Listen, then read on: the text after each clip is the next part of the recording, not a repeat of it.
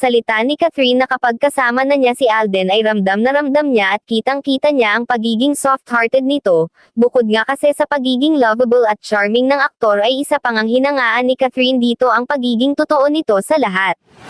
Ang bala ni na Alden Richards at Catherine Bernardo ay talaga namang Nako, ang tamis-tamis. patok na Umalagwa talaga ang cut din. Iba Oo. ang cut din. Sobra po ang dating sa publiko.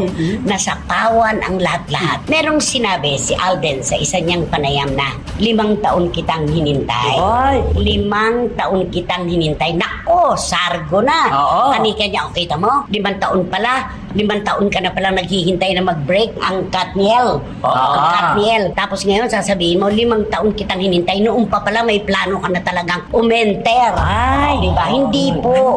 Ang sinasabi po ni Alden dito ay ang Hello, Love, Goodbye na pagkatapos ng 5 taon ay masusundan ang sequel na